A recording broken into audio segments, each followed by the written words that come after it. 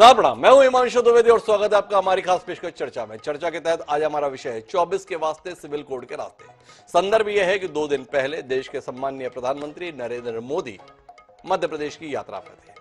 मध्य प्रदेश की यात्रा के तहत उन्हें 2 जगह पे जाना था, एक भोपाल, दूसरा शहडोल। मौसम की मार रही, शहडोल वो जा नहीं पाए, लेकिन भोपाल में वो बरसे। पानी भी जमकर बरसा और मोदी भी जमकर बरसे।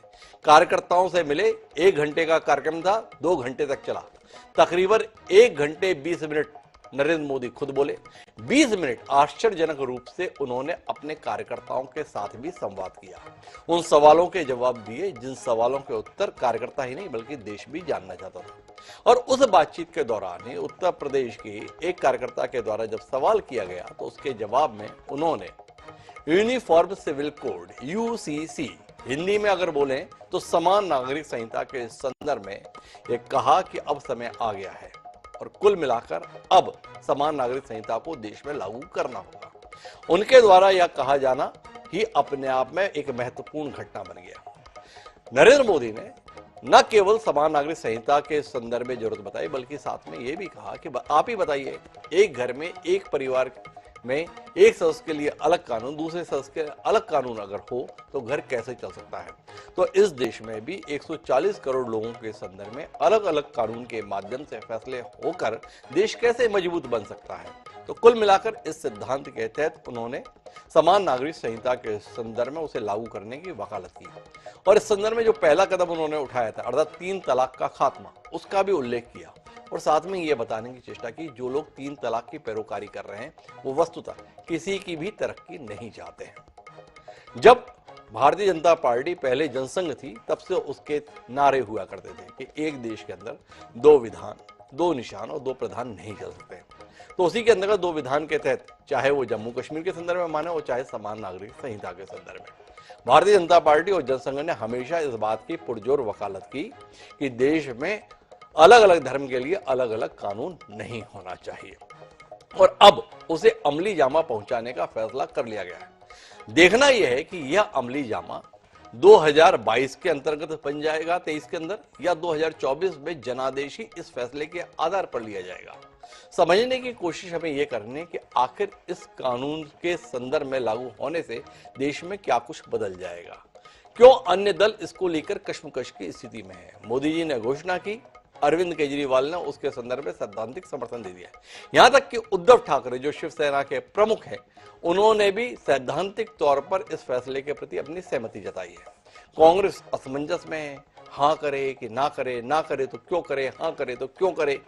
और कमोबेश यही स्थिति उन तमाम दलों की भी है जिनके संदर्भ में यह आरोप लगता है कि वह तुष्टीकरण की राजनीति करते हैं।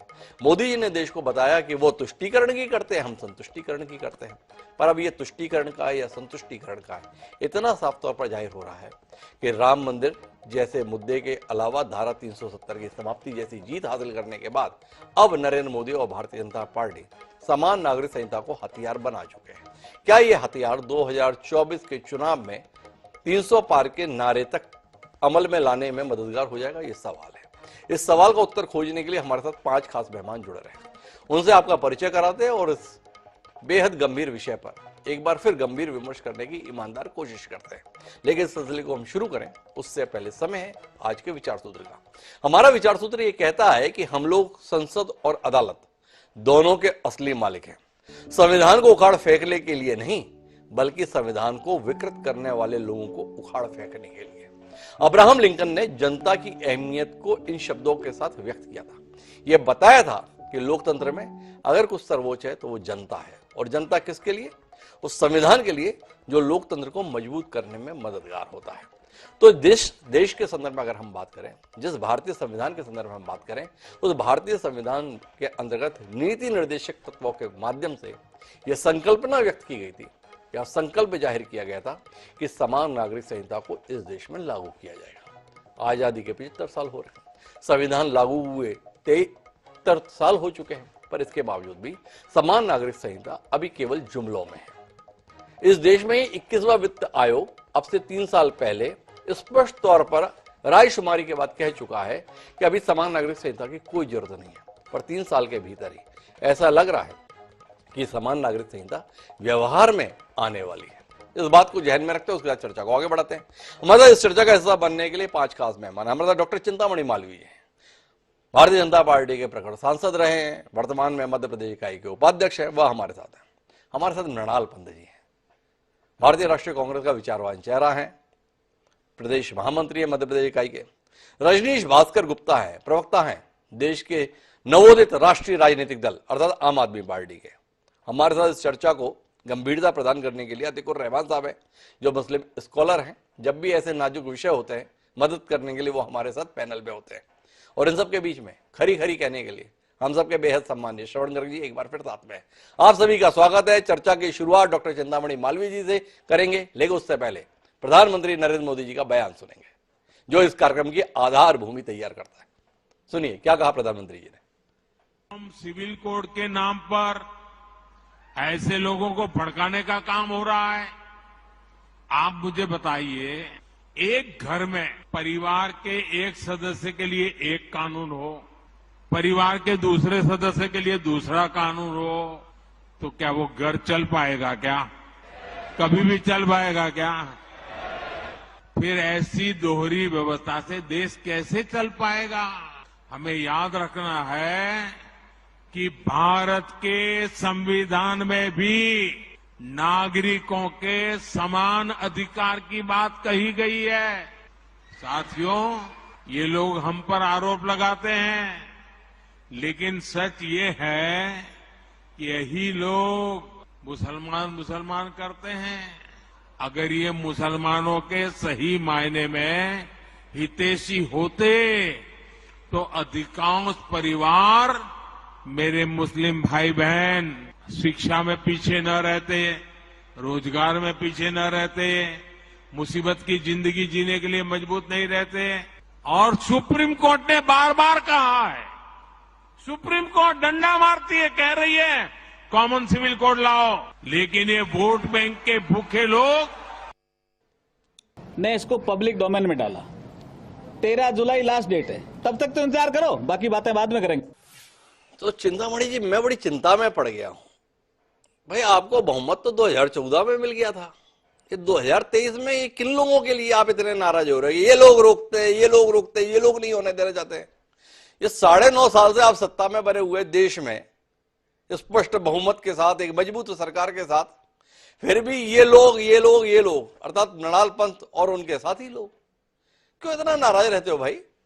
थोड़ा बताएंगे क्या हो गया ऐसा जो अचानक आपको लग रहा है अब लाना चाहिए, या लाने का कम से कम मंतव्य जाहिर करना चाहिए? समझना बड़ा जरूर हो गया चिंतामणि जी। डॉक्टर साहब, ये सवाल जो है बड़ा मुझे लगता है महत्वहीन है कि तब क्यों नहीं लाए, अब क्यों लाए, ऐसा क्यों हुआ, वैसा क्यों हुआ।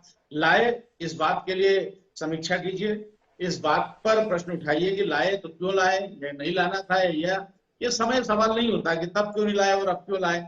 जब अनुकूलता लगी, जब परिस्थितियां बनी, तब ले आए। लेकिन हमने अपने समय समय पर जो वादा किया था, अपने मैनिफेस्टो में किया था, हमारी विचारधारा का हिस्सा है, एक देश में एक कानून होना चाहिए, उसे पूरा किया और पूरा करने की ओर अग्रसर है। और आप देखेंगे कि 1-2 महीने में ये लागू हो जाएगा। इसलिए समय का प्रश्न बहुत औचित्य का प्रश्न नहीं है। अरे वाह चिंतामणि जी, क्या ज्ञान की बात कही आपने। प्रधानमंत्री जी खुलेआम बोले कि देखो इन लोगों ने ये नहीं किया, इसलिए मुसलमानों का भला नहीं हुआ। तो भाई 60 साल तो मृणाल पंत जी की पार्टी के कारण भला नहीं हुआ, पर 10 साल से तो मुसलमानों के साथ अगर बुरा हुआ तो उसकी जिम्मेदारी आपके ऊपर है ना। अगर आपने कानून 2014 में आते ही बना दिया होता समान नागरिक संहिता का, तो ऐसा कष्ट ना होता मुसलमानों की जिंदगी में। तो इसके संदर्भ में आपको आपका अपराध बोध का एहसास करा रहे हैं, गलती कर रहे हैं। आपने कह दिया ये विषय महत्वपूर्ण नहीं है, आप बोले तो महत्वपूर्ण, हम सवाल करते हैं तो गैर महत्वपूर्ण। ऐसा कैसे हो जाता है चिंतामणि जी? आप तो जो लाए हैं इसके लिए धन्यवाद दीजिए, शुक्रिया कीजिए कि 75 साल से जो लॉन्ग अवेटेड इश्यू था उसका समाधान करने की ओर मैं मान लेता आपकी बात चिंतामणि जी, माफी चाहूंगा, बड़ी जल्दी मैंने टोक दिया। अमूमन इतनी जल्दी मैं टोकता नहीं, पर क्या है 21वें वित्त आयोग ने 2018 के समय पर रायशुमारी की थी देश की और जानना चाहा था समान नागरिक संहिता के संदर्भ में। और उस रायशुमारी के बाद में यह बाकायदा बताया था कि वर्तमान में समान नागरिक संहिता की कोई जरूरत नहीं है, 2020 की बात है। तो मैं उलझन में पड़ गया हूं और अभी 23वें विधि आयोग ने फिर से कहा है रायशुमारी करते हैं। तो समझ नहीं पा रहे ये जो विधि आयोग हैं इनकी कोई देश में अहमियत वहमियत है, इनकी रायशुमारी के कोई मायने हैं, इनकी प्रक्रिया का कोई महत्व है, थोड़ा उलझन में पड़ जाते हैं। अब कानून मंत्री हैं अर्जुन मेघवाल जी, उन्होंने आज ही बयान दिया है 13 जुलाई तक तस्वीर साफ कर देंगे। तो खामखा में रायशुमारी के चक्कर में पड़े रहे लोग जो है नेट खोल के जो है बता रहे हैं कि क्या होना चाहिए। कानून मंत्री बता रहे फैसला तो हम कर चुके, 13 जुलाई को बता भी देंगे। थोड़ा विस्तार से बताइए हो क्या गया चिंतामणि जी, जो अचानक आपको यूनिफॉर्म सिविल कोड, समान नागरिक संहिता का लागू किया जाना अचानक इतना महत्वपूर्ण लगने लगा, या उसकी प्रक्रिया को शुरू करना इतना महत्वपूर्ण लगने लगा? 2024 को लेकर कोई आशंका, कोई डर, कोई भय, कोई शंका ऐसी तो नहीं है जिसमें आपको लगा अब एक नया हथियार तो समान नागरिक संहिता? देखिए, दोनों विधि आयोग संवैधानिक व्यवस्था के अंतर्गत बने हैं और ये कब उनको उचित लगा कब उनको उचित नहीं लगा ये उनके अधिकार क्षेत्र का विषय है। और अभी भी उचित होता है या नहीं होता है ये तो भविष्य के गर्भ में है। अभी तो उन्होंने प्रस्ताव मांगे हैं, सुझाव मांगे हैं, तो प्रस्ताव और सुझाव दीजिए। अगर आपको लगता है, उनको अगर लगेगा कि देश के लिए आवश्यक है तो करेंगे। तो अभी तो विधि आयोग के अधिकार क्षेत्र का विषय है और इसलिए उसमें भी पढ़ने का मुझे कोई औचित्य नहीं लगता। दूसरी बात यह कि बीच में क्यों नहीं लाए, अब क्यों लाए, क्या भविष्य की आशंका है? तो मैं इस बात से बिल्कुल इनकार करता हूं कि कोई भविष्य की आशंका, 24 की आशंका और कुशंका का सवाल नहीं है। जनता अगली बार 350 सीट से भारतीय जनता पार्टी की सरकार बनाएगी। विषय वो नहीं है। भारतीय जनता पार्टी का कार्यकर्ता, जब हम दो थे, हमारी केवल 2 सीटें थी, तब भी हम ये नारा लगाते थे कि समान नागरिक संहिता लाएंगे, 370 हटाएंगे, राम मंदिर बनाएंगे। तो अब तो हम 303 है, इसलिए अब ये विषय नहीं होता। चुनाव के लिए भारतीय जनता पार्टी का कार्यकर्ता और भारतीय जनता पार्टी हमेशा तैयार रहती है। कोई उसके लिए कोई अवसर, आप मेरे सवाल का जवाब नहीं देते भाई, बड़ी शिकायत है आपसे। बोले जब 2 थे ना तब भी हम बोलते थे समान नागरिक संहिता हटाएंगे। हमने आपसे पूछा भाई 272 के पार हो गए तब भी 9 साल से क्यों नहीं हटाए? तो आप बोलते ये महत्वपूर्ण नहीं है। महत्वपूर्ण केवल इतना है कि जब हम 2 थे ना तब भी हम बोलते थे हम हटाएंगे। अब हमसे ये सवाल मत करो कि 272 को पार कर गए तो भी क्यों नहीं हटाया, 303 के पार करके हम 4.5 से बैठे हैं क्यों नहीं हटाया, ये हमसे सवाल ना करो। ये आप कैसे बोल रहे हो चिंतामणि जी? थोड़ा इस कौशल के विषय में बताओ, फिर मैं मृणाल जी के पास चलूं। ये बहुत तार्किक विषय है, इसमें कोई बहुत दिमाग लगाने की जरूरत नहीं है। अगर हो रहा है तो समीक्षा कीजिए, अच्छा है तो धन्यवाद दीजिए, बुरा है तो आप बताइए कि इसमें क्या बुराई है। लेकिन हो रहा है तो आप धन्यवाद दीजिए और ये तो समय का सवाल बनता ही नहीं। अच्छा, समय को लेकर सवाल मत करो। समय का सवाल केवल मृणाल पंत जी की पार्टी से होना चाहिए। तो मृणाल जी आपके पास आते हैं। देखो भाई, ये लोग तो कर रहे हैं, आप क्या कर रहे हैं? आप अभी भी खामोश रह रहे हैं। 2 दिन से पूरे देश के तमाम जिम्मेदार राजनेता इस संदर्भ में टिप्पणियां दे रहे हैं।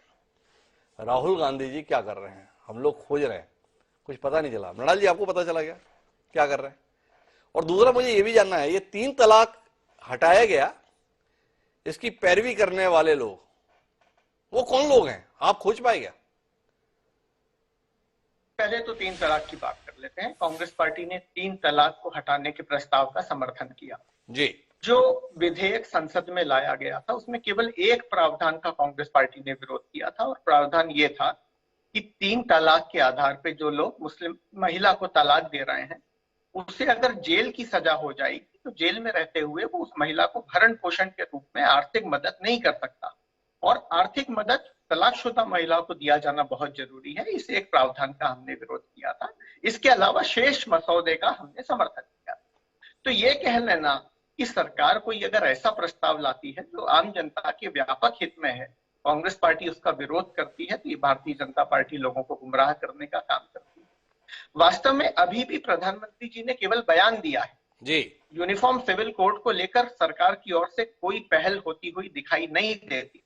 अगर केंद्र सरकार इस बारे में गंभीर होती तो ये अलग अलग भाजपा शासित राज्य ही यूसीसी को लेकर कमेटियां क्यों बना रहे हैं? क्यों उत्तराखंड की सरकार ने अपनी एक अलग कमेटी बना दी है? क्यों मध्य प्रदेश की सरकार एक अलग कमेटी बनाने पर विचार कर रही है? गोवा में तो भारतीय जनता पार्टी की सरकार है, वहां एक यूनिफॉर्म सिविल कोड है, क्यों नहीं वही गोवा की यूनिफॉर्म सिविल कोड को ही बाकी जगह लागू कर देते? तो इतना अंतर्द्वंद और इतना भ्रम भारतीय जनता पार्टी में है कि उसे खुद नहीं पता कि यूनिफॉर्म सिविल कोड को लेकर करना क्या है। केवल चुनावी मौके पे, क्योंकि 5 राज्यों के चुनाव है, आने वाले समय में वापस केंद्र सरकार का चुनाव है, इसलिए इसको एक चुनावी लाभ का मुद्दा बनाने की कोशिश भारतीय जनता पार्टी शुरू से करती आई है। अभी भी वही प्रक्रिया दिखाई दे। मेरे तो कुछ बहुत स्पष्ट सवाल। पहला सवाल, अगर यूनिफॉर्म सिविल कोड केंद्र सरकार लाना चाहती है तो वो राज्यों को अपनी अपनी कमेटी बनाने का मौका क्यों दे रही है? केंद्र सरकार इस दिशा में निर्णायक प्रयास क्यों नहीं करती? दूसरा, हाल ही में विधि आयोग ने एक दूसरी राय दी थी, नया विधि आयोग प्रस्ताव मांग रहा है।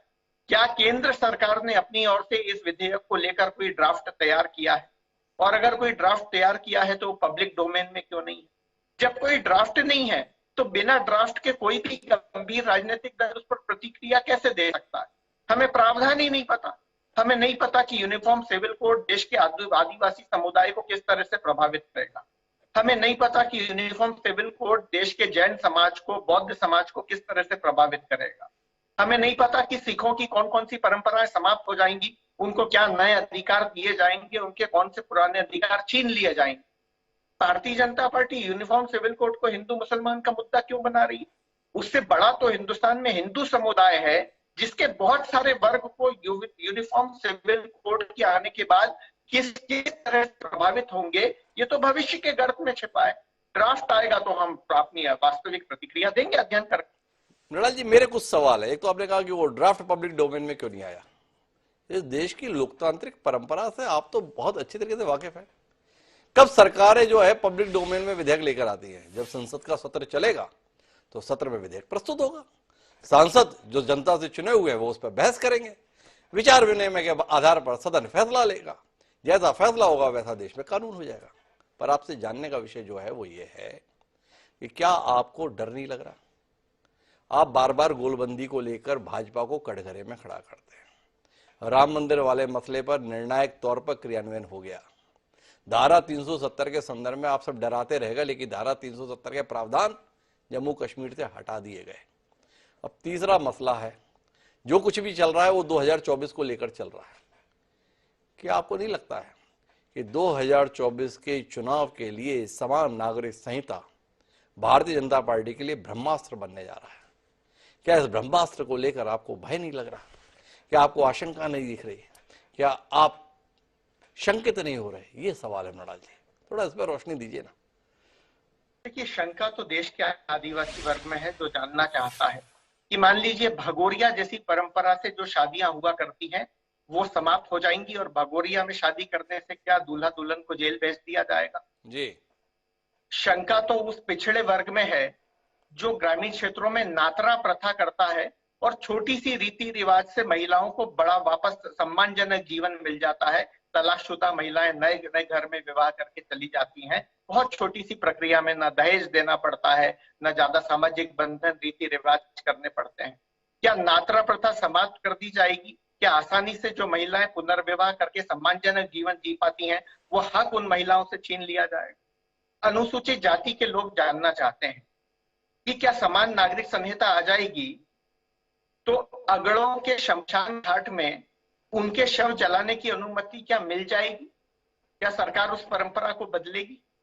वो ये भी जानना चाहते हैं कि पूरे देश में इसी भारतीय जनता पार्टी की सरकार के रहते पिछड़े समुदाय के, दलित समुदाय के दूल्हों को घोड़े से उतार दिया जाता है, उनकी बारात पे पत्थरबाजी की जाती है। क्या ये प्रक्रिया समान नागरिक संहिता आने के बाद समाप्त हो जाएगी? क्या उनके लिए अलग बर्तन नहीं रखे जाएंगे? तो सारे सम्मान कानून होने के बाद भी उनको अभी तक नहीं मिले, क्या वो बराबरी का दर्जा उन्हें समान नागरिक संहिता से मिले? तो इस तरह के बहुत सारे विचार हैं। ब्राह्मण वर्ग जानना चाहता है कि क्या समान नागरिक संहिता आने के बाद ये पूजा पद्धति पे, पूजा पाठ करने पे उनका जो एक परंपरागत एक नाम के तौर पे जो अधिकार चला आ रहा है क्या चलता रहेगा या समाप्त हो जाएगा? या हर व्यक्ति आकर ये काम करने लगेगा? हिंदुस्तान में बहुत सारी अलग अलग तरह के वर्ग हैं, अलग अलग तरह के मत हैं। इसलिए समान नागरिक मत संहिता केवल ड्राफ्ट लाने का विषय नहीं है। ये सरकार लोकतंत्र के मंदिर में बैठ के अलोकतांत्रिक काम करती है। बड़ा महत्वपूर्ण सवाल उठाया मृणाल जी। ये जो संविधान निर्माता थे ना, वाकई उनमें समझ की बड़ी कमी थी, जिन्होंने नीति निर्देशक तत्व के तहत ये शामिल किया था कि समान नागरिक संहिता हमारा लक्ष्य है। गलती थी उनकी। उन्होंने ये चाहा कि इस देश में लोग जाति पात से ऊपर उठकर सबके साथ समव्यवहार की स्थितियों का निर्माण आने वाले समय में हम देश में कर पाएंगे। तो 75 साल बाद अगर उसकी कोशिश हो रही है तो उस कोशिश को आपका समर्थन नहीं है। उन विसंगतियों को बने रहने देने के संदर्भ में आपका आग्रह है। आप ही जानना चाहते हैं कि समान नागरिक संहिता आने के बाद में ये दलितों के जो दूल्हे हैं वो घोड़ी पर चढ़ पाएंगे? अगर नहीं है तो अभी चढ़ पा रहे हैं क्या? क्या अभी दूल्हों के संदर्भ में कोई उत्पीड़न जो हो रहा है वो केवल भारतीय जनता पार्टी की केंद्र में सरकार बनने के बाद हो रहा है? उससे पहले जब आपकी पार्टी की सरकारें थी तब तो सारे ब्राह्मण, ठाकुर, वैश्य उनके लिए कालीन बिछाया करते थे कि आप आइए घोड़े पर। ये सब तब से हुआ है आपके अनुसार जब नरेंद्र मोदी के नेतृत्व में देश में सरकार बनी है। थोड़ा विचार कीजिएगा अपने तर्कों पर मृणाल पंत जी। लेकिन मैं इस चर्चा को विस्तार देना चाहता हूं और विस्तार देने के लिए मेरे साथ में रजनीश भास्कर गुप्ता जी हैं। अरविंद केजरीवाल नाराज होकर पटना से उठे थे, ये नाराजगी में समर्थन मिल गया भारतीय जनता पार्टी को या कुछ और है? क्योंकि समान नागरिक संहिता के संदर्भ में प्रधानमंत्री की पहल को जो आवाज मिली है समर्थन की वो अरविंद केजरीवाल की है। क्या है कहानी रजनीश जी? कहानी भारत के संविधान की है।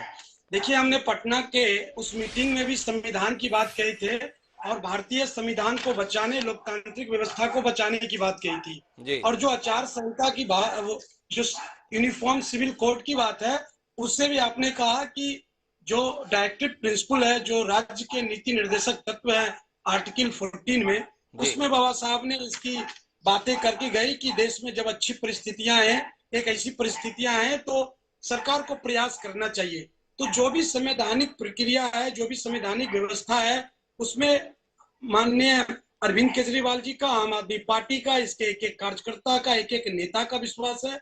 और हम केवल विरोध करने की राजनीति के लिए विरोध नहीं करते हैं।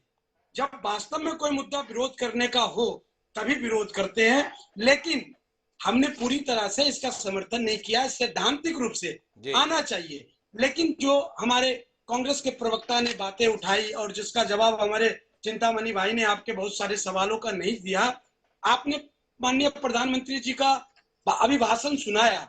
उन्होंने क्या कहा कि ऐसे देश कैसे विकास करेगा? मैं एक सवाल पूछना चाहता हूं, क्या आज आप जो है यूनिफॉर्म सिविल कोड ले आइएगा तो क्या इसमें आज के बाद कल से रोजगार, युवाओं को रोजगार मिलना शुरू हो जाएगा? जो देश में इतनी महंगाई बढ़ गई है, क्या महंगाई घट जाएगी? क्या हमारे किसानों की आय दुगनी हो जाएगी? क्या ये जो काला धन का इशू था, सबको 15-15 लाख मिलेगा? जब आप देश की विकास की बात करते हैं तो यूनिफॉर्म सिविल कोड से क्यों जोड़ते हैं? और मुसलमानों के विकास को यूनिफॉर्म सिविल कोड से क्यों जोड़ते हैं? हकीकत यह है कि जो वास्तव में देश में सही मुद्दा होना चाहिए, जो मुद्दा है और जिस पे राजनीति चुनाव के समय जिसमें चर्चाएं होनी चाहिए, उन चर्चाओं से देश के लोगों को, मीडिया को भटकाने के लिए इस तरह की चीजें होती है। और एक बहुत ही महत्वपूर्ण बात मैं शॉर्ट में कहूंगा कि चिंतामणि भाई ने कहा कि हम ले आए, अभी तक ड्राफ्ट तैयार नहीं हुआ है। यूनिफॉर्म सिविल कोड जब आप लाना चाहते हैं, वो एक सिंपल एग्जांपल दे दिया, क्या एक परिवार में 4 लोगों के लिए अलग अलग कानून हो? ये पार्ट 4 में दिया हुआ है। पार्ट 4 की चीजें बाइंडिंग नहीं है, वो कहा गया है सरकार करे। लेकिन जो पार्ट 3 में, जिसको फंडामेंटल राइट कहते हैं, जो बेसिक स्ट्रक्चर है, उसको आप वायलेट नहीं कर सकते। पार्ट 4 के किसी भी लॉ को लागू करने के लिए आप पार्ट 3 में दिए गए प्रावधानों का उल्लंघन नहीं कर सकते हैं। यह संवैधानिक व्यवस्था है। आप पार्ट 3 के आर्टिकल 25 से लेके 30 तक जाइए, जहाँ माइनॉरिटी के लिए बहुत सारी व्यवस्थाएं दी हुई है, रिलीजियस के लिए दी हुई है। तो आप कोई भी यूनिफॉर्म सिविल कोड लाएंगे तो आपको इस बात का ख्याल रखना पड़ेगा कि जो भी देश में माइनॉरिटी है, जो उनका इंस्टीट्यूशन चलता है, जो उनके धार्मिक परंपराएं, उसको मानने की स्वतंत्रता भारत का संविधान देता है। और वो पार्ट 3 का पार्ट होने की वजह से पार्ट 4 के किसी प्रावधान को लागू करने के लिए आप पार्ट 3 के किसी भी प्रावधान का उल्लंघन चाह के भी नहीं कर सकते। तो आप किस प्रकार से देश के जो भिन्न भिन्न समुदाय हैं, धन निरपेक्ष लोग हैं, उनकी जो सामाजिक मान्यताएं, जो धार्मिक मान्यताएं, उनका किस तरह से समावेश। रजनी, एक मेरा सवाल है, जब इतनी सारी उलझन है, संविधान का ही प्रश्न आपने उठा दिया है, तो आपके नेताजी को हड़बड़ाहट क्या पड़ी थी इसका सैद्धांतिक समर्थन करने की? आप यहां पर बता रहे हो कि देखो ये कहा तो गया पर ये बाध्यकारी नहीं है, और बाध्यकारी जो है ना उसके चलते ये संभव नहीं है। जो संभव नहीं है उसके साथ का ऐलान आपने कैसे कर दिया? हिमांशु जी, आपने सब डाले, मैंने ये नहीं कहा संभव नहीं है, संभव सब कुछ है। बिल्कुल यूनिफॉर्म सिविल कोड आने चाहिए देश में, और हमने ये कहा कि इसके जितने भी स्टेक होल्डर हैं, आप तो एक ड्राफ्ट तैयार कीजिए, उस ड्राफ्ट को सभी स्टेक होल्डर के सामने रखिए। और मैं आपने एक बात कही कि ड्राफ्ट बनते हैं वो पार्लियामेंट में पेश होंगे, पब्लिक डोमेन में नहीं, ऐसा नहीं है। इससे पहले भी कई बहुत बड़े मुद्दों पे ड्राफ्ट बने हैं, पब्लिक डोमेन में डाला जाता है पार्लियामेंट में जाने के पहले बिल को, कि उस पे ओपिनियन लिए जाते हैं। आईटी एक्ट को लेके भी ऐसा हुआ था। तो एक ड्राफ्ट बनना चाहिए जिससे ये क्लियर हो सके कि भाई सरकार की क्या मानता है, वो किस तरह के जैन की जो परंपरा है, सिखों की परंपरा है, बौद्ध की परंपरा है, केवल बात मुसलमानों की नहीं है, हिंदुओं के अंदर जो है। देखिए एक बहुत बड़ी बात है, अनडिवाइडेड हिंदू फैमिली जो होती है उनको बहुत सारे टैक्स की बेनिफिट मिलते हैं। आप एक समान प्रक्रिया लाएंगे तो हिंदू समुदायों के बीच भी बहुत सारी अपनी कुछ नियम्स हैं, आदिवासी जो हैं उनके नियम्स हैं, तो क्या आप किस तरह से समावेश करेंगे? रजनी जी, जो आप उलझन बता रहे हैं ना, मुझे वो संसद का दृश्य याद आ रहा है जिस समय पर जीएसटी लागू किया गया था, डिजिटल की बात कही गई थी, तो बड़े अनुभवी वित्त मंत्री रहे, चिदम्बरम उनका नाम है, पी चिदम्बरम। तो ये पूछ रहे थे, ये आप जो डिजिटल कर रहे हो, ये आप उम्मीद करो एक सब्जी वाला जो है उससे कोड लगा के और भुगतान लेगा और देगा? बड़ा मजाक उड़ाया था, संसद पूरी हंस रही थी उस समय में जब ये बात कही गई थी। पर आजकल बाजार जाता हूं ना, तो छोटे छोटे पानी पूड़ी वाले भी जो है आजकल पेटीएम से और फोन पे से पेमेंट ले रहे हैं। जो सोच नहीं पाते ना, वो भी ये देश कर गुजरता है। बहरहाल इस चर्चा को विस्तार देने के लिए मुझे अतिकुर रहमान साहब के पास आना है, लेकिन उससे पहले चिंतामणि मालवीय जी को बार बार लग रहा था कि उनके नाम को कोट करके आप बोले जा रहे हैं, तो ऐसा कैसे हो रहा है कि आप लगातार उन्हें निशाने पर ले, वो जवाब न दें। तो चिंतामणि जी बताइए, क्यों इतने परेशान हो गए आप रजनी जी की बातों से? देखिए, कांग्रेस और आप दोनों परेशान हैं और इसीलिए मुद्दे को भटकाना चाहते हैं, तमाम बातें कर रहे हैं कि ऐसा नहीं, वैसा क्यों, और बगैर नाखून और बगैर दांत का ये कानून लाना चाहते हैं। सबसे पूछना चाहते हैं फिर कानून लाओ, सारे मुद्दे हल कर दो फिर कानून लाओ। बार बार बौद्ध की, जैन की, सिखों की बात कर रहे हैं, अन्य सेक्स की बात कर रहे हैं, ओबीसी की बात कर रहे हैं, लेकिन बाबा साहेब अम्बेडकर ने हिंदू कोड बिल में हिंदुओं की परिभाषा तय कर दी है और सारे कानून वही उन पर लागू होते हैं, चाहे बौद्ध हो, जैन हो, सिख हो, जो बाबा साहब ने बना करके दे दिए हैं। और उन्होंने जिम्मेदारी इन पर डाल दी, आप सिद्ध करो कि आप कैसे हिंदू नहीं हो और कैसे हिंदू कोड बिल में नहीं आते हैं। तो ये सारी बात बाबा साहब कर गए, आप बहुत चिंता मत कीजिए रजनीश जी। और हिंदू, सिख, जैन, ये आप तो चिंता इस बात की करो कि 2024 में ये मुद्दा कहीं आपको भारी ना पड़े। चिंतामणि जी ये कहना चाहते हैं रजनी जी और मृणाल जी को भी, तो इस पर आप विस्तार से बात करेंगे जब मैं दोबारा लौटूंगा। लेकिन अतिकुर रहमान साहब, आपके पास आना चाहता हूं। आपका हृदय कितना रो दिया जब देश के प्रधानमंत्री ने देश के मुसलमानों की बदहाली को अपने भाषण के केंद्र में रख लिया। वो इस बात से बेहद व्यथित थे कि मुसलमानों की स्थिति देश में ठीक नहीं है, और इसलिए ठीक नहीं है कि उनके संदर्भ में नियम कायदे कानून ठीक नहीं है। अगर उनके लिए नियम कायदे कानून ठीक होते तो शिक्षा में, रोजगार में मुसलमानों की हालत ऐसी नहीं होती। पसमानदा मुसलमानों के संदर्भ में भी उनकी चिंता बहुत थी, और मुसलमानों की बेहतरी के लिए विशेषकर उन्हें लगता है कि इस देश में समान नागरिक संहिता का होना जरूरी है। देश के प्रधानमंत्री की देश के मुसलमानों के प्रति ये संवेदना भरी तकरीर आपके दिल को कितना छू गई अतिकुर रहमान जी? और अब आप मोदी जी के इस पहल के साथ है या अभी भी खिलाफ है? भाई जानने में हमारी दिलचस्पी है। जी धन्यवाद डॉक्टर साहब। जी डॉक्टर साहब, पिछले 9 सालों में जो मोदी सरकार को मैं समझ पाया हूं, मैं आज ये बैठ के सोच रहा हूं कि शायद मैं समझ ही नहीं पाया। हम यूनिफॉर्म सिविल कोड के ऊपर जिस तरह से कांग्रेस के प्रवक्ता और आपके प्रवक्ता अभी हमको बता रहे थे, हम गोल गोल घूमते रहे, बताते रहे कि भाई आर्टिकल 371 का क्या होगा, नॉर्थ ईस्ट का क्या होगा, ट्राइबल्स का क्या होगा। हम ये बात को समझने में असमर्थ रहे डॉक्टर साहब कि प्रधानमंत्री जी ने जो 2 दिन पहले ये बात कही मुसलमानों के संदर्भ में, तो दर हकीकत अगर कोई कॉमन सिविल कोड आने वाला है तो वो सिर्फ और सिर्फ मुसलमानों के लिए ही आने वाला है, क्योंकि हिंदुओं का उत्थान तो हो चुका है जी। ट्राइबल्स का तो उत्थान प्रधानमंत्री मोदी सरकार कर चुकी है। अब अगर उत्थान किसी का करना बाकी है तो वो मुसलमानों का बाकी है। तो मुझे ये लग रहा है कि अवश्य ये ब्रह्मास्त्र बनेगा 2024 से पहले, और एक ऐसा यूनिफॉर्म सिविल कोड देश के सामने होगा जो 4 शादियां, मुसलमानों से रिलेटेड जितने भी लीगल इश्यूज हैं, लैंड रिफॉर्म्स के, वो सब कुछ आ जाएगा। और जब हम सवाल पूछेंगे कि अरे भाई ये तो आप सिर्फ मुसलमानों के लिए लाए हैं, ट्राइबल्स को कुछ नहीं किया, 371A का नहीं किया, मिजोरम नॉर्थ ईस्ट के लिए नहीं किया, कुछ नहीं किया, बोले वो तो सब पहले से ठीक है। अगर दुर्व्यवहार कहीं पर हो रहा था महिलाओं का तो वो सिर्फ मुसलमानों में हो रहा था बीजेपी और मोदी सरकार के अनुसार। अगर कोई प्रताड़ित है महिला तो वो सिर्फ मुस्लिम महिला है, और अगर उत्थान होना है तो सिर्फ पसमानदा मुसलमानों का होना है।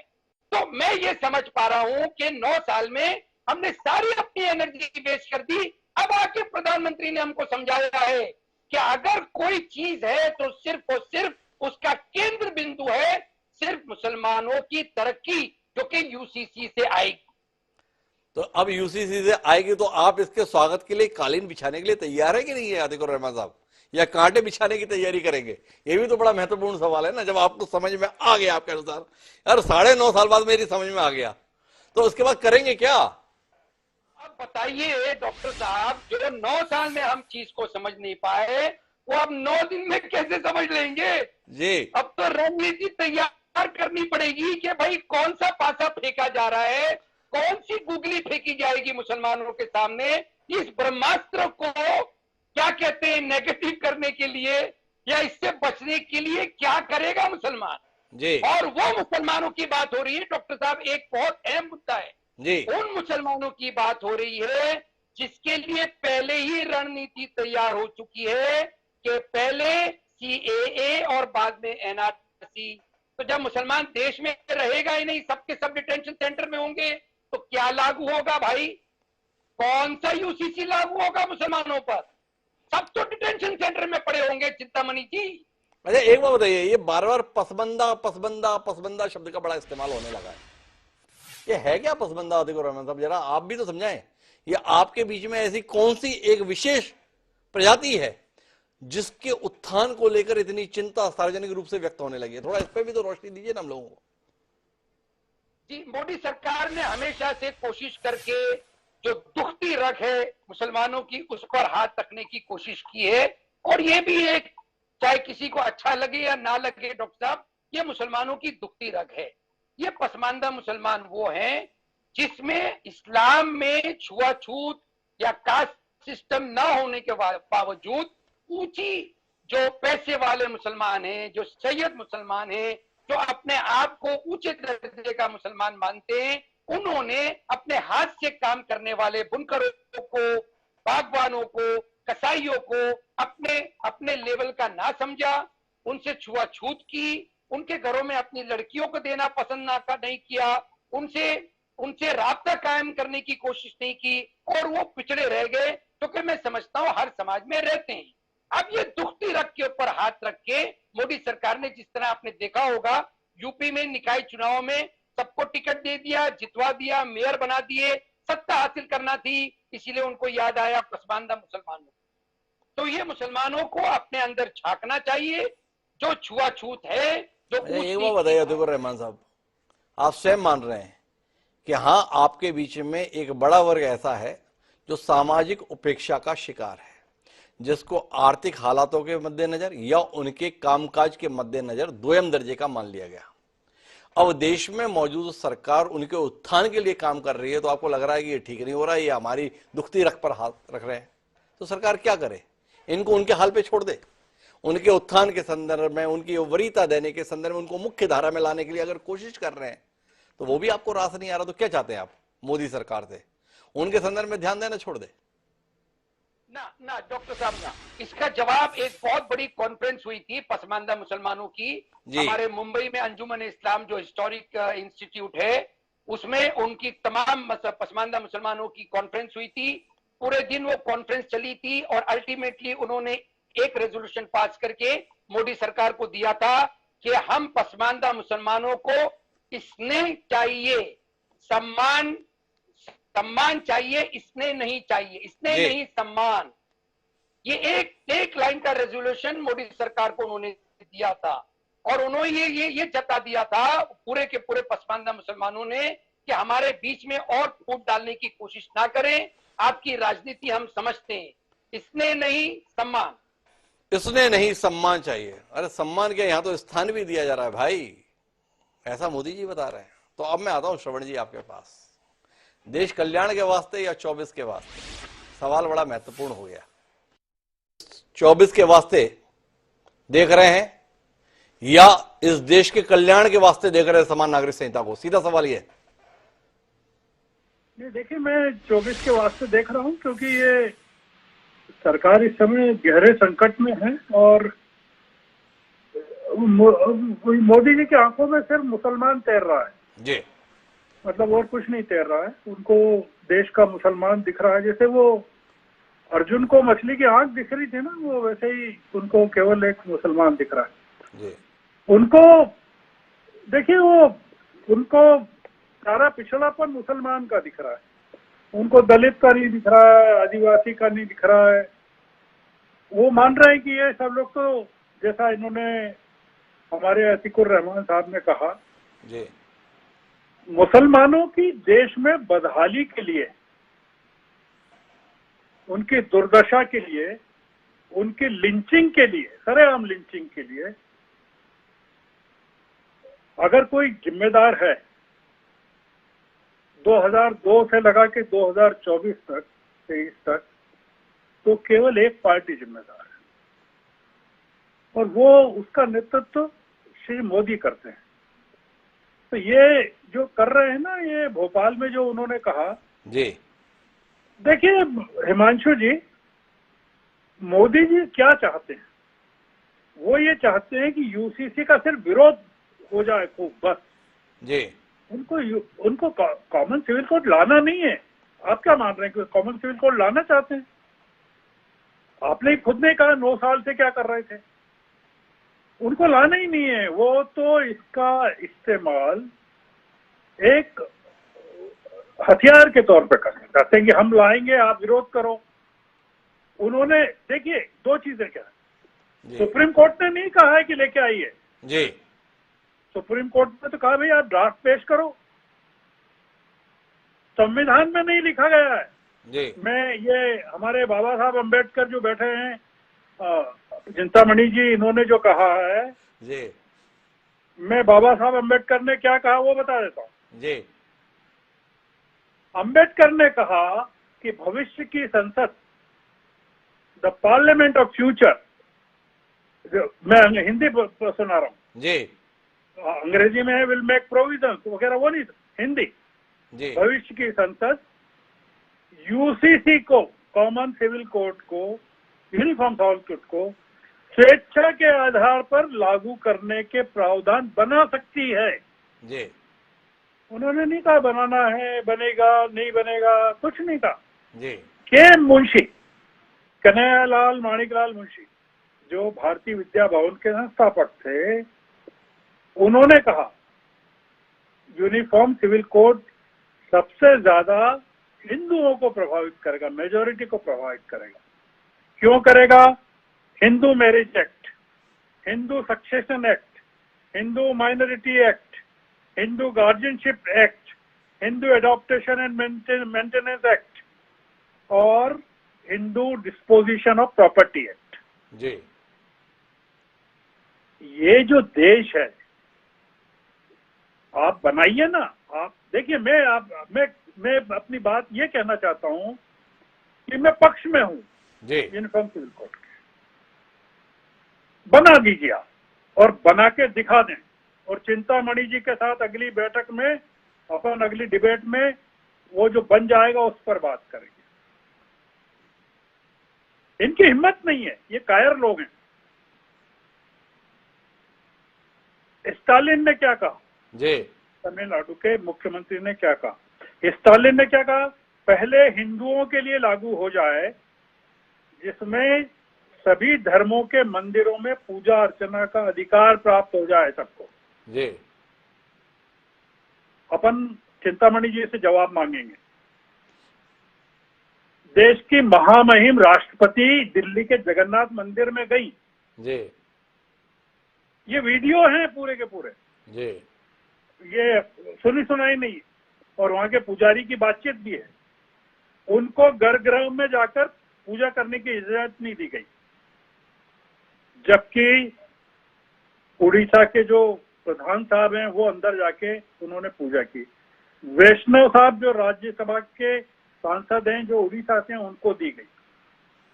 और जो तर्क है पुजारी का वो ये कि भाई हम जिसको उचित समझेंगे, मतलब उनका ये कहना है जात पात के आधार पर उसको हम लेके आए। राष्ट्रपति जी से नए संसद भवन में बुलाकर पूजा पाठ नहीं करवाया गया। आदिवासी महिला, स्टालिन का यही कहना है, आप पहले हिंदुओं में जो आपने भेदभाव कर रखा है, दलितों को, आदिवासियों को, पिछड़ों को, उन सबको पहले आप मंदिरों में प्रवेश करें। उनके लिए आप कानून अधिकार दिलवा दीजिए, आप नहीं करवाएंगे। मोदी जी की चिंता पसमानदा मुसलमान है।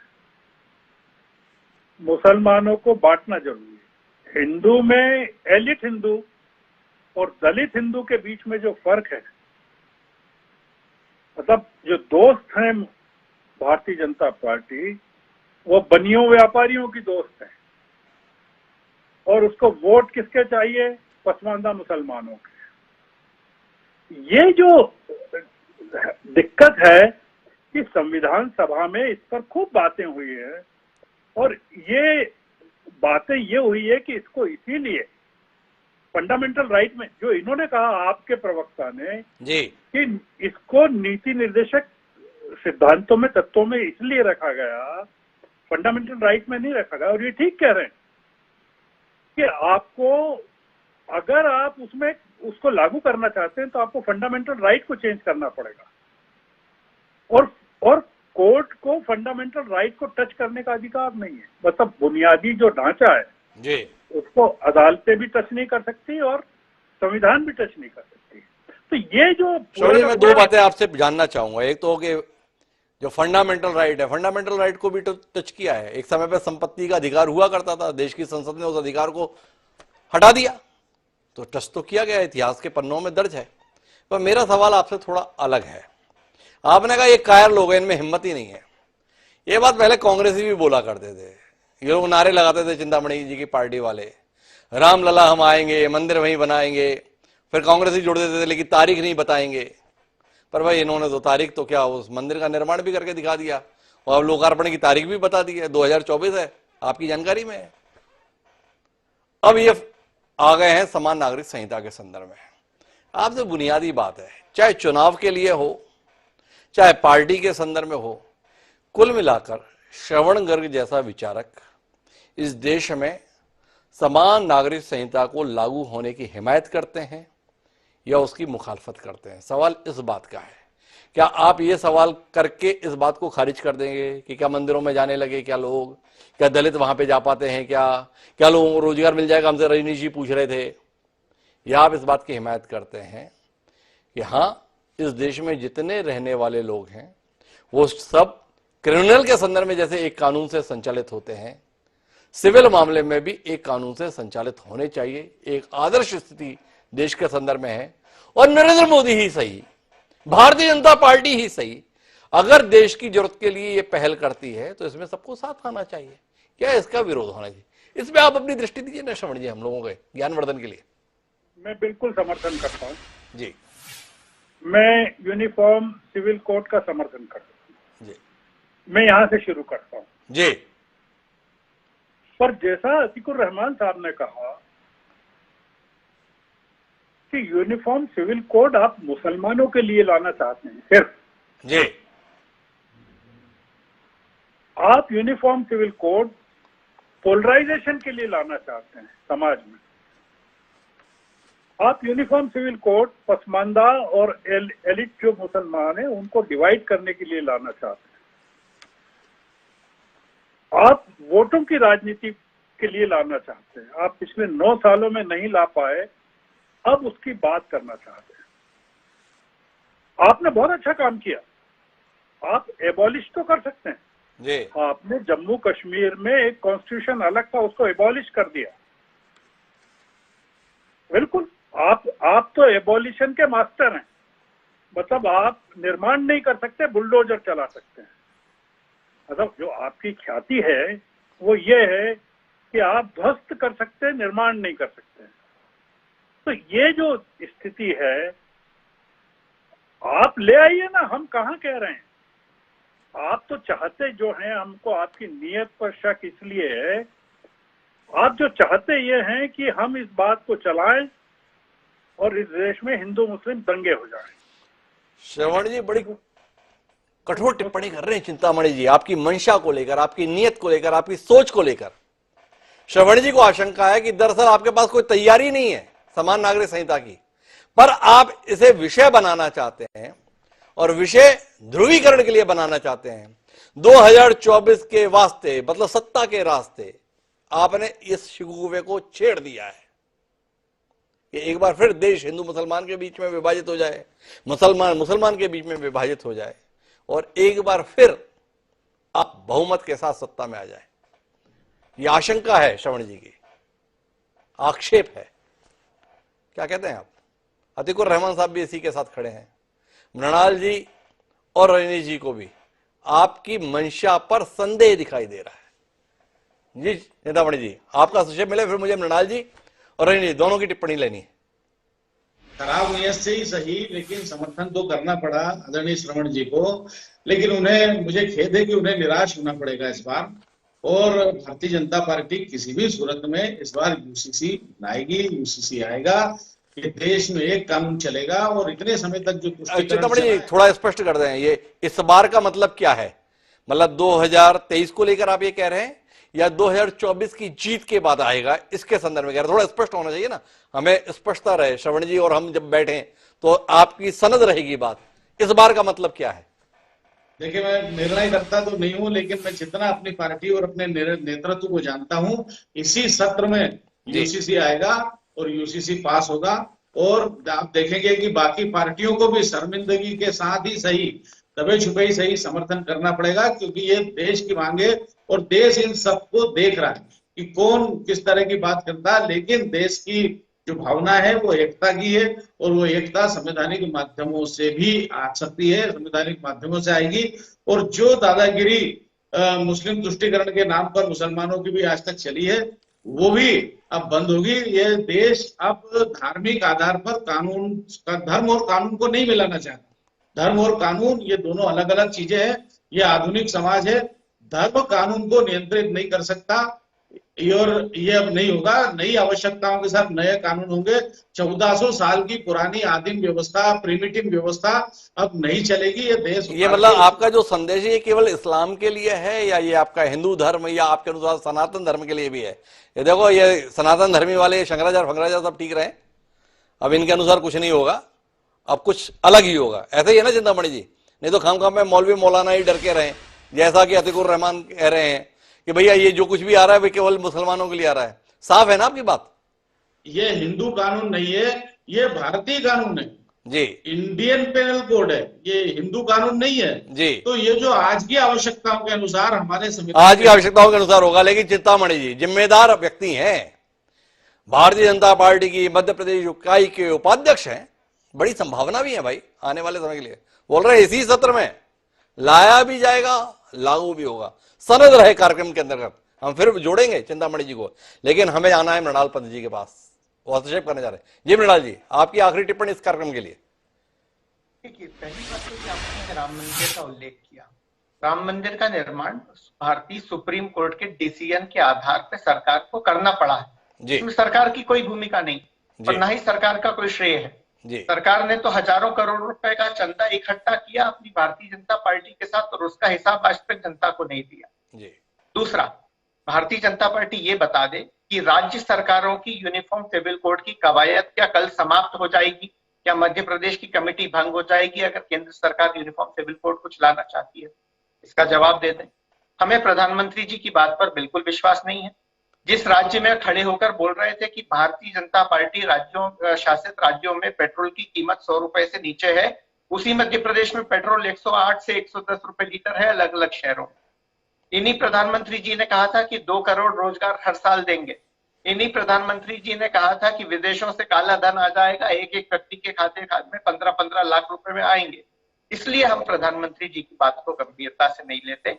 वो केवल हिंदुस्तान में विभाजनकारी दृष्टि से किया गया एक बयान मात्र है। समाज को और देश को बांटने की साजिश है। उन्हें किसी को अधिकार दिलाने की कोई इच्छा नहीं है। तो मृणाल जी खारिज करते हैं। मृणाल जी को लगता है कि इस बयान को खाम में इतनी गंभीरता से लिया जा रहा है, ये केवल ध्रुवीकरण की कोशिश है। समान नागरिक संहिता नामक कोई कानून आने वाला नहीं है। सीधे तौर पर मृणाल जी का कहना इतना है। आखिरी टिप्पणी रजनी जी की, आप भी इसी विचार के साथ हैं। प्रधानमंत्री जी ने केवल कह दिया है, होने जाने वाला कुछ नहीं है। चिंतामणि जी खाम में गलतफहमी में इसी सत्र में आ रहा है, पास भी हो रहा है, होने ही जा रहा है। क्या कहते हैं रजनी जी? माननीय प्रधानमंत्री जी को तो पूरा देश ही सीरियसली नहीं लेता है, क्योंकि उन्होंने जितने भी वादे किए, चाहे 2 करोड़ प्रतिवर्ष रोजगार देने का मामला हो, 15 लाख रुपए अकाउंट में देने को बात हो, वो आपको पता है क्या हुआ। लेकिन मैं 2-3 बातें कहूंगा, मुझे 1 मिनट का समय दीजिएगा। पहली बातें तो यह है कि जैसा कि चिंतामणि जी ने कहा कि अभी बस तुरंत कुछ दिनों के अंदर जब मानसून सत्र होगा आ जाएगा। मैं चिंतामणि जी को पुनः कहना चाहूंगा, ऐसा ना हो कि फार्मर बिल्स जिस तरह से आया, बिना स्टॉक होल्डर से बात किए हुए, सही तरीके से डिबेट किए हुए, और फिर उस पर पूरा बवाल पूरे हिंदुस्तान में मचा और उसको वापस लेना पड़ा। ऐसी परिस्थिति ना है कि आप देश के ऊपर यूसीसी को थोप दे और फिर पूरे देश में एक आंदोलन हो और उसको फिर वापस आपको लेना पड़े। इसीलिए आम आदमी पार्टी ने रजनी जी, मैं 1 मिनट हस्तक्षेप करना चाहूंगा। आप तो खाम में डरा रहे हो भाई। आपने सैद्धांतिक तौर पर सहमति दी है, आप पहले स्पष्ट हो, आप इसके पक्ष में हो या इसके खिलाफत में हो। मीडिया में छपवा लियो हमारी सहमति है सैद्धांतिक, और अब जब कोशिश आगे बढ़ रही तो आप बोल रहे हो देखो ऐसा ना हो, ऐसा ना हो, ऐसा ना हो। तो रजनी जी ईमानदारी से बताओ कैसा हो। विद्वान संपादक है, देखिए बहुत सारे सवालों के जवाब यस नो में नहीं हो सकते। हम सैद्धांतिक रूप से हैं क्योंकि इसकी बातें संविधान में कही गई है और संविधान में कुछ भी लिखा हो हम उसके साथ है। लेकिन जो मैंने अपनी चिंताएं जताई, हमारे नेता ने उसी वक्तव्य में कहा था कि बिल को लेके जिस तरह से आपने देखा फार्मर बिल में क्या हुआ, तो आप ये तुरंत लाके थोपेंगे बिना बात किए हुए। दूसरी बात है, देखिए क्रिमिनल लॉ से सिविल लॉ की तुलना आप नहीं कर सकते, क्योंकि संविधान के अंदर क्रिमिनल एक्टिविटी को कहीं प्रोटेक्ट किया गया है। लोग मुझे नहीं समझ में आता है, ये कहते हैं कि पूरे देश में एक क्रिमिनल लॉ है तो सिविल लॉ क्यों नहीं होगा? क्योंकि भारत के संविधान में कभी भी क्राइम को लेके कोई भी आरक्षण नहीं है। लेकिन जहां बात आ जाती है सिविल लॉ की, तो भारतीय संविधान में जो पार्ट 3 है, जो फंडामेंटल राइट्स है, वहां पे जो माइनॉरिटी कॉन्स्टिट्यूशन है, हमें आजादी देती है अपने धर्मों को मानने का, उसके प्रावधानों को लेके जो माइनॉरिटी के इंस्टीट्यूशन है उनको आगे बढ़ाने के लिए, तो उनको संविधान ने आरक्षण दे रखा है। इसलिए आप क्रिमिनल लॉ को सिविल लॉ से कंपेरिजन इस तरह से ना करें, क्योंकि कभी भी संविधान ने क्रिमिनल एक्टिविटी। ये रजनी जी का पक्ष है। रजनी जी का ये कहना है कि हमारे देश का संविधान अलग अलग परंपराओं, संस्कृतियों के संदर्भ में संरक्षण प्रदान करता है। तो ऐसी परिस्थिति में क्रिमिनल लॉ और सिविल लॉ को एक साथ नहीं देखा जाना चाहिए। अगर देश को ये दिखाने की कोशिश हो रही है तो वो गलत हो रही है। पर महत्वपूर्ण बात यह है कि नरेंद्र मोदी और भारतीय जनता पार्टी ने कुल मिलाकर देश में आगामी सियासत के एजेंडे में यूनिफॉर्म सिविल कोड अर्थात समान नागरिक संहिता को मुद्दा बना दिया है। क्या यह समान नागरिक संहिता का मुद्दा चाहे कानून की शक्ल ले या ना ले, 2023 में ले या 2024 में ले, पर क्या मुद्दा बनकर 2024 के जनादेश का आधार बनेगा, ये बात दिलचस्प होगी। देखना होगा कि देश एक बार फिर ध्रुवीकरण की ओर दिशा में जाएगा या ध्रुवीकरण के लिए समान नागरिक संहिता को भूल उन मुद्दों पर ध्यान केंद्रित करेगा जिसको आम आदमी के लिए जरूरी देश के तमाम राजनीतिक दल बता रहे हैं, जिसमें बेरोजगारी है, आर्थिक असमानता है, कानून व्यवस्था है, भविष्य को लेकर दृष्टि है। दिलचस्प रहेगा। आप सभी मेहमानों को बहुत बहुत धन्यवाद। थोड़े समय की सीमितता रही इसलिए मैं श्रवण जी और अतिकुर रहमान साहब से दूसरे चरण में विस्तार से बात नहीं कर पाया, लेकिन यह मुद्दा इतनी जल्दी खत्म होने वाला नहीं है। अतीकुर रहमान साहब और श्रवण जी को, इस उम्मीद के साथ कि अगली बार फिर विस्तार से बात करेंगे। चाहेंगे इजाजत, आप सभी मेहमानों का बहुत बहुत धन्यवाद। समय है अब आज के शेर का। तो हमारा आज का शेर कहता है, ये और बात कि आंधी हमारे बस में नहीं, ये और बात कि आंधी हमारे बस में नहीं, मगर चिराग जलाना तो इख्तियार में है। अजहर इनायती ने जो ये बात कही है, ये बात दरअसल समान नागरिक संहिता के संदर्भ में खरी उतरती है। एक देश के नागरिक एक व्यवस्था के तहत नियंत्रित हो, संचालित हो, ये एक आदर्श स्थिति है। पर वो आदर्श स्थिति में एक वर्ग दूसरे वर्ग पर शासित न हो जाए, ये चिंता की जानी चाहिए। कुल मिलाकर समान नागरिक संहिता की पहल का स्वागत होना चाहिए। इसका स्वरूप, इसके प्रावधान को लेकर विस्तार से चर्चा होनी चाहिए और कुल मिलाकर जिसके प्रति बहुमत हो वो व्यवस्था कायम होनी चाहिए। एकमत होने के संदर्भ में एक देश के अंदर जो 140 करोड़ का है, वहां पर हम माने कि 140 के 140 करोड़ एक राय हो, तो ये कुल मिलाकर कल्पना हो सकती है। इसलिए कुल मिलाकर बहुमत जिस और उस फैसले का सम्मान होना चाहिए। इस बात के साथ आप मुझे दीजिए, कल फिर मिलेंगे नए विषय के साथ। तब तक के लिए सलाम।